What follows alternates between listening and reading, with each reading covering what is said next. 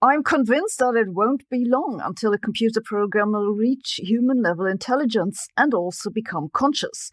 But I don't think we're quite there yet. Let's have a look at what happened this week that got everyone's circuits overheated. The reason I think it's basically certain that computer programs will become conscious is that there's nothing special going on in neurons that can't be reproduced on a computer. It's just that the brain has a starting advantage of some billion years of evolution, and that includes a lot of hardwired function. Other than that, it's basically biological machine learning before that was cool. But eventually, technological evolution will catch up to bioevolution. It's just a question of time and enough GPUs to cause a global crisis, but that's another story. This week we had some new reports saying that a computer program supposedly became self-aware.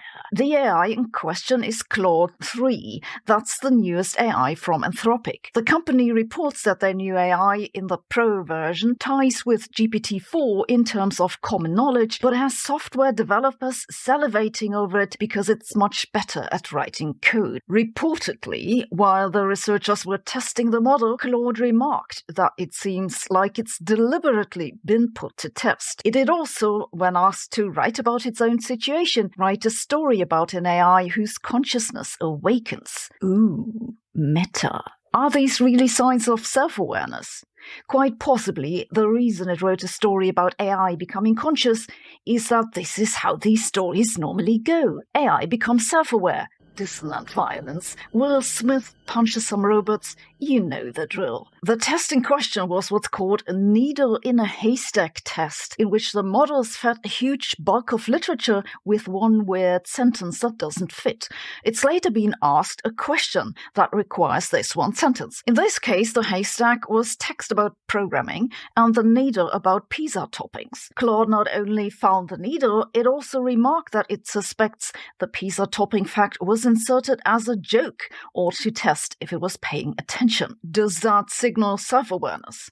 Well, the insertion of random sentences in big blocks of text isn't all that uncommon among PhD candidates who want to find out whether their supervisor is even reading the thesis. It seems quite possible to me that Claude has some stories about precedents in its training data. This isn't the first time someone has been freaked out by the response of an AI. Already in 2022, we had someone at Google claiming their large language model was sentient because that's what its text output said. And it's going to happen again. But the problem is, there's no way to tell whether someone or something is conscious based on the output alone. We may not have an agreed upon theory of consciousness, but what we agree on is that it happens inside the brain. So eventually, AI researchers will have to find a way to measure what's going on inside the AI while it's thinking. I have to say that honestly, I don't find the question all that interesting. I mean, you don't really care whether I'm conscious, do you?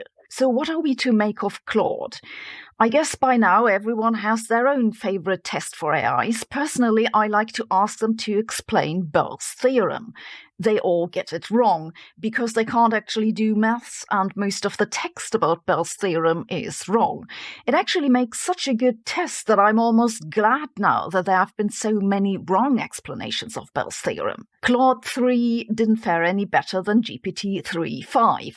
They both erroneously claimed that Bell's theorem has something to do with realism, an assumption that clearly isn't in the maths. Google's Gemini, interestingly enough, didn't make that mistake. These were all the free versions. If you find that one of the pro versions gets Bell's theorem right, let me know and I'll sign up in no time. Speaking of signing up, this video was brought to you by my aching need for a new sofa.